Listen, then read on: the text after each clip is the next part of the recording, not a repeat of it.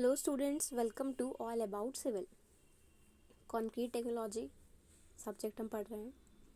तो इसमें second unit हम पढ़ रहे थे कि कंक्रीट जब हम बनाते हैं तो कंक्रीट के अंदर हमें क्या क्या इंग्रेडिएंट्स की रिक्वायरमेंट होती है, यानी कि क्या क्या चीज़ें मिक्स करके हम कंक्रीट बनाते हैं।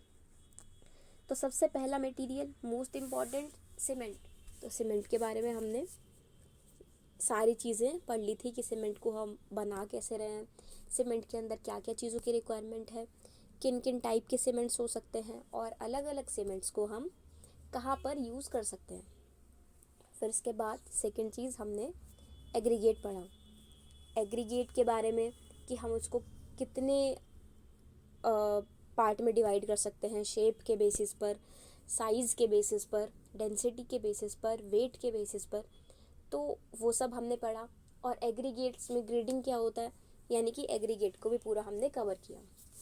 अब सीमेंट और एग्रीगेट्स के बाद हमारे पास नेक्स्ट टॉपिक है वाटर के बारे में। जो हम वाटर यूज़ करते हैं कोई भी बिल्डिंग को कंस्ट्रक्ट करने में, तो उस वाटर की भी कुछ क्वालिटीज़ डिसाइडेड है। ऐसा नहीं है कि हम कोई भी वाटर यूज़ कर सकते हैं कि अगर पास से नदी है तो वाला पानी यूज़ कर लिया, या कोई नाला है तो वहाँ का पानी यूज़ कर लिया, ऐसा नहीं होता है। तो वाटर के लिए भी हर एक चीज़ IS कोड 456/2000 के अंदर सब चीज़ें डिफाइंड हैं कि जो हमें वाटर यूज़ करना है उस वाटर की क्या क्या क्वालिटी होनी चाहिए और वाटर की क्वालिटी से कैसे स्ट्रेंथ पर और कंक्रीट पर असर पड़ता है। तो वाटर के बारे में आज हम ये सब डिस्कस करेंगे। तो सबसे पहले देख लेते हैं कि क्या क्या टॉपिक्स पढ़ने हैं। तो सबसे पहले what is meant by potable water, यानी कि पोटेबल वाटर कौन सा होता है। फिर वाटर क्वालिटी बिल्डिंग कंस्ट्रक्शन में क्या होनी चाहिए IS 456/2000 के अकॉर्डिंग। उसके बाद वाटर क्वालिटी को टेस्ट करने के लिए हम क्या क्या करते हैं, क्या कंसंट्रेशन होती है, क्या परमिसिबल लिमिट होती है, तो ये सब हम डिस्कस करेंगे। तो सबसे पहले देखते हैं। देखो, वाटर मैंने आपको जैसे बताया है कि कोई भी कंस्ट्रक्शन हो रही है तो उसके अंदर वाटर को हम यूज़ करते ही करते हैं। सबसे पहली चीज़ तो जब हम मिक्स बनाते हैं, आपने देखा ही है जब बिल्डिंग बनती है तो हम सीमेंट, सैंड, एग्रीगेट्स सब मिलाकर उसमें वाटर ऐड करते हैं और फिर हम पूरा मिक्स इससे तैयार करते हैं, वाटर की मदद से तैयार करते हैं। तो वाटर एक तो मिक्सिंग में यूज़ होता है। इसके बाद वाटर जब हम बिल्डिंग की क्यूरिंग करते हैं, क्यूरिंग मतलब तराई करते हैं बिल्डिंग की, तो वहाँ पर भी हम क्यूरिंग को यूज़ करते हैं। तो वाटर यूज़ हो रहा है, तो वाटर का एक तो यूज़ मिक्स बनाने के लिए होता है और एक क्यूरिंग के लिए। तो जो वाटर हम मिक्सिंग और क्यूरिंग में यूज़ कर रहे हैं उस वाटर के अंदर इंजीरियस चीज़ें नहीं होनी चाहिए, यानी कि ऐसी चीज़ें नहीं होनी चाहिए जो कि कंक्रीट की स्ट्रेंथ पर फ़र्क डालते हैं, कंक्रीट की जो प्रॉपर्टीज़ हैं उनको ख़राब कर रही हैं। तो ऐसी चीज़ें वाटर के अंदर प्रेजेंट नहीं होनी चाहिए।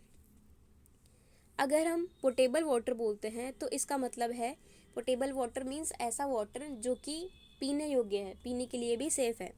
तो ऐसे वाटर को हम पोटेबल वाटर बोलते हैं। अब पोटेबल वाटर को ही हम कंस्ट्रक्शन में यूज़ करते हैं। क्यों यूज़ करते हैं? क्योंकि ये जो पानी है, ये जो हम पानी पीते हैं, ये पोटेबल वाटर है और इसके अंदर कोई भी एल्कलीज प्रेजेंट नहीं होते। एल्कलीज का जो लेवल हमें चाहिए, बहुत हाई लेवल, वो नुकसान करता है। तो हमें जो पानी चाहिए उसके अंदर हमें हाई लेवल ऑफ एल्कली नहीं होना चाहिए। तो जो हम पानी पीते हैं उसके अंदर हाई लेवल ऑफ एल्कली नहीं होता, इसलिए वो सेफ़ है। तो ऐसा वाटर जो हम कंस्ट्रक्शन में यूज़ करते हैं उसमें high level quantities of alkali नहीं होना चाहिए, एसिड्स नहीं मिले होने चाहिए, ऑयल्स नहीं मिले होने चाहिए, salt, sugar, organic materials, vegetable growth and other substances. तो ये सब चीज़ें यानी कि एल्कली नहीं होनी चाहिए, एसिड, ऑयल्स, सॉल्ट, शुगर, क्योंकि ये सब चीज़ें वाटर की क्वालिटी को बदल देती हैं। अब ये वाटर की क्वालिटी बदलेंगे तो वाटर को हम कंक्रीट बनाने में यूज़ कर रहे हैं, तो फाइनली कंक्रीट की जो स्ट्रेंथ है वो भी वहाँ से बदल जाएगी।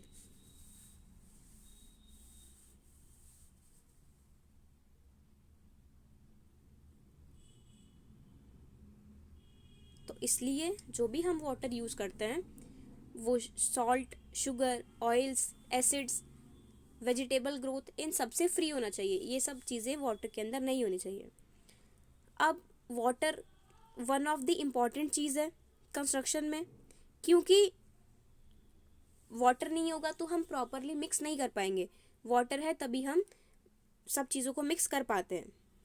और वाटर की क्वालिटी से कंक्रीट की क्वालिटी पर काफ़ी असर पड़ता है। Potable water is good for mixing and curing concrete. अब जो पोटेबल वाटर है, जो वाटर ड्रिंकिंग के लिए सेफ है, तो ये वाटर मिक्सिंग के लिए भी अच्छा है, यानी कि जो हम मिक्स बनाते हैं उसमें अगर ये वाटर यूज़ करते हैं तो सही है।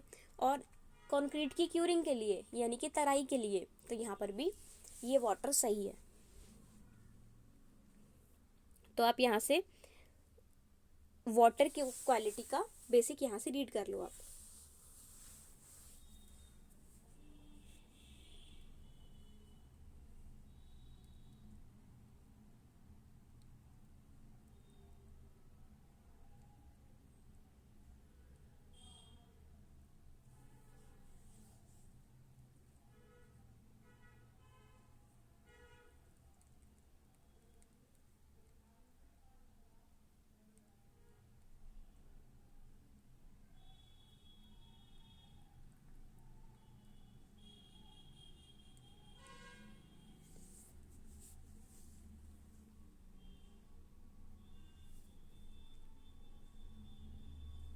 तो वाटर की क्वालिटी का बेसिक की क्या क्या चीज़ें वाटर के अंदर प्रेजेंट नहीं होनी चाहिए।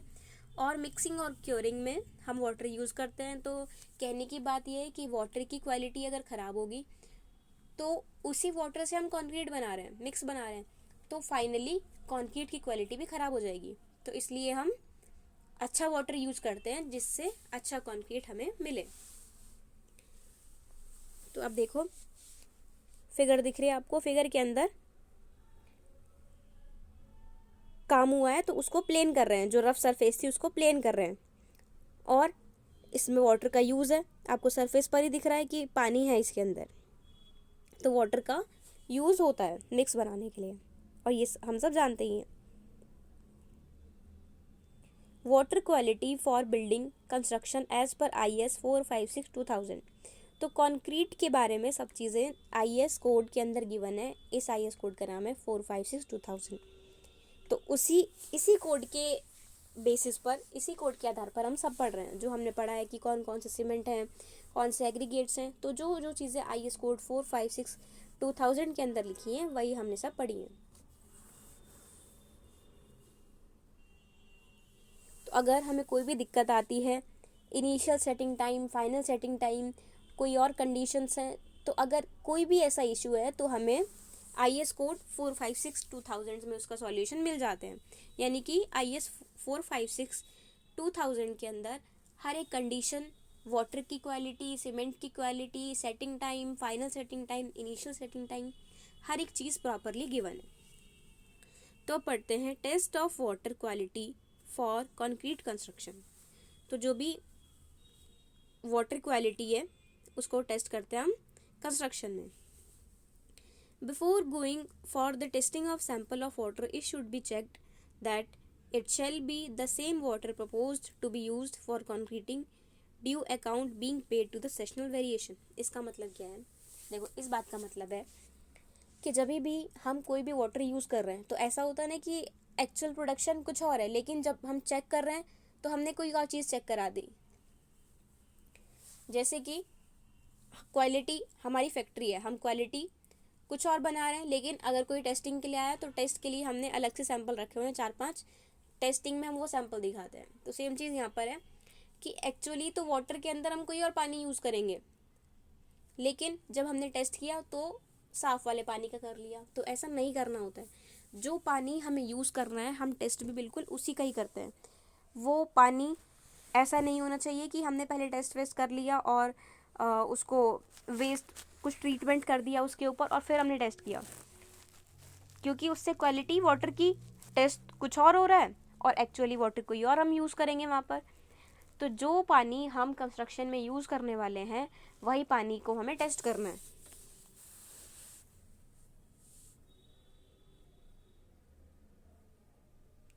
जो भी वाटर फिर इकट्ठा होता है उसको हमें क्लीन कंटेनर में रखना होता है और बिल्कुल सेम वाटर होना चाहिए जो हम कंस्ट्रक्शन में यूज़ कर रहे हैं। तो सबसे पहली बात तो ये कि जो भी हमने टेस्ट किया है सेम पानी होना चाहिए जिसको हम यूज़ करने वाले हैं। अगर हम 15 सेंटीमीटर की 3 कंक्रीट क्यूब्स बनाते हैं, 15 centimetre into 15 centimetre into 15 centimetre cube बन गया। तो अगर हम 15 सेंटीमीटर के 3 क्यूब बनाते हैं तो जो पानी हमने यूज़ करा है तो 28 दिन बाद उनकी कंप्रेसिव स्ट्रेंथ, संपीड़न सामर्थ्य 90% से कम नहीं होनी चाहिए। अगर 90% से कम है यानी कि वाटर में गड़बड़ है, वाटर वो वाला हम यूज़ नहीं करेंगे, हमें कोई और वाटर यूज़ करना पड़ेगा। अगर 15 सेंटीमीटर के 3 क्यूब हैं और उनकी स्ट्रेंथ 90% से कम आ रही है तब हमें वो वाटर चेंज करना है। यानी कि हम क्यूब बनाया, हम उसकी टेस्टिंग करेंगे तो जो भी क्यूब्स हैं उसमें स्ट्रेंथ 90% से ज़्यादा ही होनी चाहिए, 90% से कम स्ट्रेंथ नहीं होनी चाहिए। ठीक है, इसके बाद next point is the initial setting time और test block made with the appropriate set cement and the water proposed to be used shall not be less than 30 minutes and shall not differ by more than plus 30 minutes seconds from the initial setting time of control test। यानी कि जो initial setting time होगा, जो भी हम block बना रहे हैं 15 सेंटीमीटर इंटू 15 इंटू 15 का, तो वो 30 मिनट के अंदर अंदर सेट हो जाना चाहिए, ना तो 30 मिनट से ज़्यादा और ना 30 मिनट से कम। तो उतने में लगभग 30 मिनट में सेट हो जाना चाहिए। ऐसा नहीं कि 1 घंटे में सेट हो रहा है या फिर तुरंत ही सेट हो गया। यानी कि अगर ऐसा हुआ तो वाटर के अंदर गड़बड़ी है। अगर मानो हमने ऐसा वाटर यूज़ किया है कि मिक्स बनाते ही 10 मिनट में पूरा सेट हो गया, इनिशियल सेटिंग टाइम 10 मिनट है, तो अब हमें दिक्कत हो जाएगी क्योंकि हम तुरंत इतना मिक्स बनाएंगे ही और उसको प्लेस कर नहीं पाएंगे, उतने में वो जमने लगेगा, तो भी दिक्कत है। और 30 मिनट से बहुत ज़्यादा टाइम लग रहा है तो भी हमें दिक्कत की बात है। तो जो हम टेस्ट कर रहे हैं, टेस्टिंग में जो वाटर यूज़ कर रहे हैं वो वाटर यूज़ करने पर इनिशियल सेटिंग टाइम 30 मिनट के करीब ही रहना चाहिए, 30 मिनट से बहुत ज़्यादा नहीं होना चाहिए। ठीक है, ये बात समझ में आई। The test blocks shall be prepared and tested in accordance with the requirement. तो टेस्ट ब्लॉक रिक्वायरमेंट के अकॉर्डिंग हम चेक करते हैं। मेन बात, इनिशियल सेटिंग टाइम 30 मिनट ही रहना चाहिए, उससे हमें वाटर की क्वालिटी का पता चल जाएगा। तो ये बात हमें यहाँ से क्लियर है। Where water can be shown to contain an excess of acid, alkali, sugar और salt, engineer may refuse to permits its use. अगर वाटर को हमने टेस्ट किया है और वाटर के अंदर काफ़ी ज़्यादा एसिड है, एल्कली शुगर है या सॉल्ट है, तो इंजीनियर, जो साइट इंजीनियर है, वो उस वाटर को यूज़ करने से मना कर सकता है।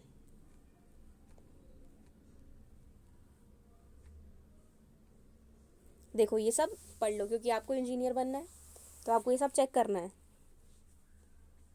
क्या क्या टेस्ट हम करते हैं।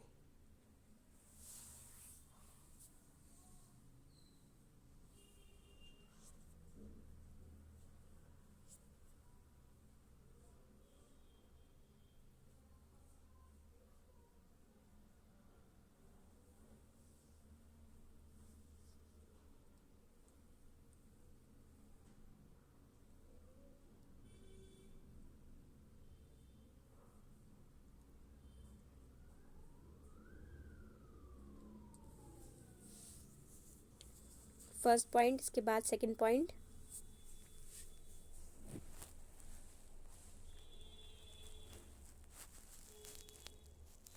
नाइन्टी परसेंट से ज़्यादा स्ट्रेंथ रहनी चाहिए, कम से कम 90% तो रहे ही।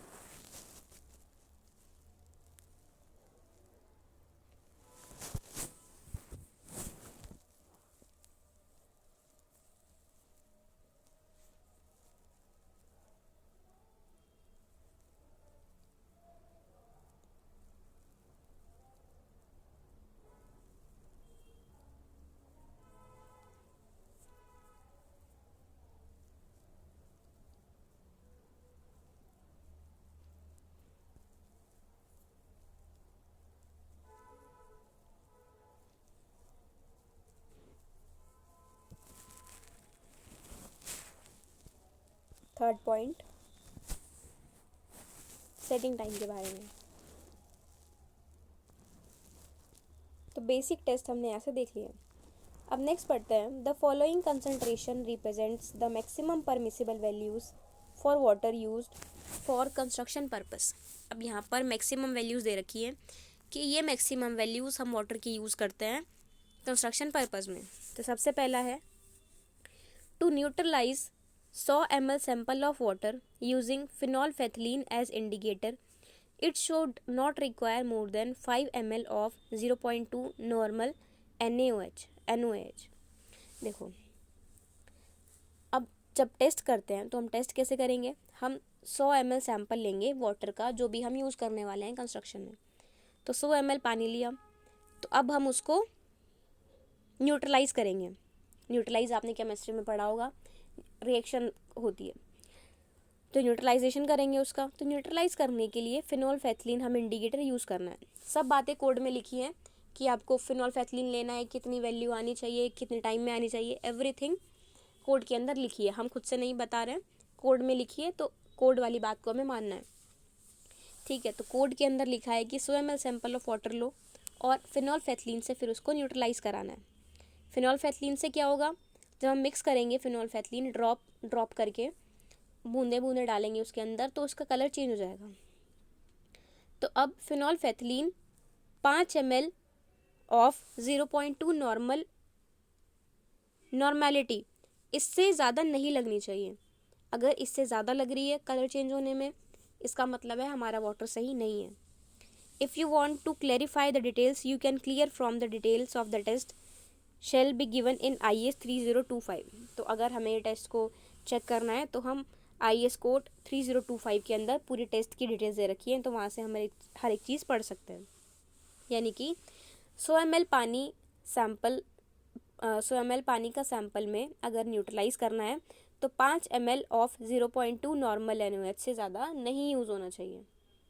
ठीक है, अगर ऐसा कंडीशन है कि 5 ml से ज़्यादा नहीं लग रहा है तो हमारा वाटर सही है, और अगर 5 ml से ज़्यादा लग रहा है तो हमारे वाटर में दिक्कत है। ठीक है, नेक्स्ट टेक्स्ट पढ़ते हैं, to neutralize 100 ml sample of water using mix indicator as an indicator, it should not require more than 25 ml of 0.02 normal H2SO4। अब एक टेस्ट तो हमने किया फिनॉल्फेथिलीन के साथ, 5 ml से ज़्यादा नहीं यूज़ होना चाहिए था। अब दूसरा टेस्ट हम कर रहे हैं, फिर से हमने 100 ml का सैंपल लिया है। देखो, टेस्ट हम करते हैं क्योंकि अगर हम वाटर को शुरुआत में नहीं टेस्ट करेंगे तो बिल्डिंग बना देंगे, तो बिल्डिंग बनाने के कुछ टाइम बाद ही बिल्डिंग ख़राब होने लगेगी, तो हमारा बहुत ज़्यादा नुकसान होगा। तो टेस्ट करना इसलिए हमारे लिए ज़रूर रहता है। तो पहला फिनॉल्फेथिलीन से टेस्ट, दूसरे टेस्ट में 100 ml सैंपल लेंगे पानी का और मिक्स इंडिकेटर से उसको टेस्ट कराते हैं। अब इसमें 25 ml of 0.02 normal H2SO4, H2SO4 होता है सल्फ्यूरिक एसिड। तो सल्फ्यूरिक एसिड 0.02 नॉर्मेलिटी वाला 25 ml से ज़्यादा नहीं लगना चाहिए। 25 ml से ज़्यादा लगा तो हमारा वाटर सही नहीं है। 25 ml से कम ही अगर हम इंडिकेटर डालेंगे और कलर चेंज हो गया वाटर का, तो हमारा पानी जो हम यूज़ करने वाले हैं वो सही है। Third point, percentage of solids when tested in accordance with the method indicated below shall not exceed the following। अब जो भी सॉलिड्स हैं हम टेस्ट करेंगे पानी में, तो वो इन वैल्यू से ज़्यादा नहीं आनी चाहिए। इससे पहले आप ये जो 2 पॉइंट्स हैं, इन 2 पॉइंट्स को रीड कर लो यहाँ से।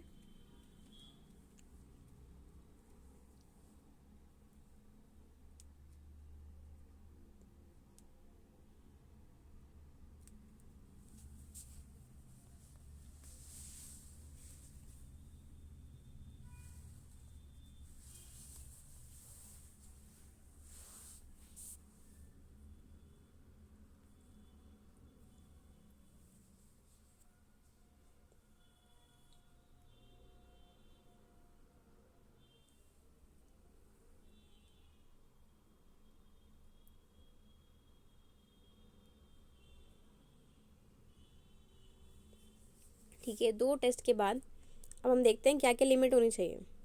तो देखो, लिमिट क्या क्या परमिसिबल लिमिट होती है। जो भी ऑर्गेनिक सॉलिड है 200 मिलीग्राम पर लीटर, ठीक है, इससे ज़्यादा नहीं होना चाहिए।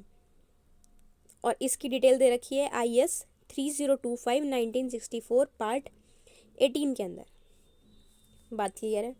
फिर इनऑर्गेनिक 3000 मिलीग्राम प्रति लीटर, ये भी सेम है। फिर है sulphate as SO4 alkali, chlorides as Cl। तो सल्फेट एल्कली और chlorides, sulphate alkali 400 milligram per litre और क्लोराइड्स 2000 मिलीग्राम पर लीटर। तो ये चीज़ें दे रखी हैं IS 3025/1964 के अंदर। यानी कि जितना भी सॉलिड प्रेजेंट होगा वाटर के अंदर और कितनी मैक्सिमम लिमिट होनी चाहिए, जिससे ज़्यादा अमाउंट सॉलिड का प्रेजेंट नहीं होना चाहिए। तो ये सब चीज़ें IS 3025/1964 के अंदर दी हुई हैं। तो ऑर्गेनिक के लिए ये वैल्यू होनी चाहिए 200 मिलीग्राम प्रति लीटर। इनऑर्गेनिक के लिए 3000 मिलीग्राम प्रति लीटर, सल्फेट के लिए 4000 मिलीग्राम प्रति लीटर, इनऑर्गेनिक के लिए 3000, सल्फेट के लिए 400 मिलीग्राम प्रति लीटर, क्लोराइड्स के लिए 2000 मिलीग्राम प्रति लीटर और सस्पेंडेड मैटर के लिए 2000 मिलीग्राम पर लीटर।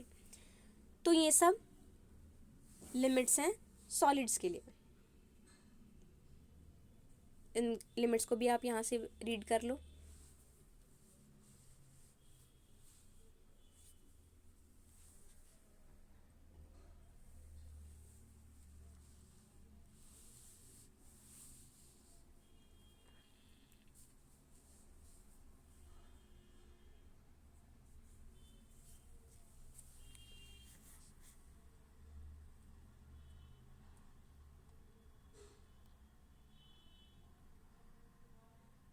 और ये सब चीज़ों जो भी सॉलिड प्रेजेंट होता है वाटर के अंदर, ये सब IS 3025/1964 ईयर होता है जिसमें इसको रिलीज़ किया जाता है। तो 1964 में ये लॉन्च हुआ था कोड ना।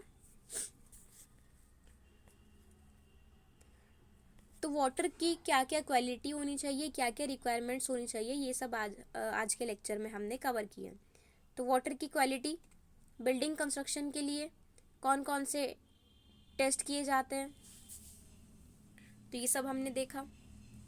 और इसके बाद परमिसिबल लिमिट की वैल्यू क्या क्या होती है, फिनॉल्फेथिलीन से यूटिलाइज कराना है, फिर मिक्स इंडिकेटर से, और फिर जितना भी सॉलिड्स प्रेजेंट है उसको टेस्ट करना पड़ता है। ऐसा नहीं है कि कंस्ट्रक्शन के अंदर हम कोई भी वाटर को यूज़ कर लेते हैं।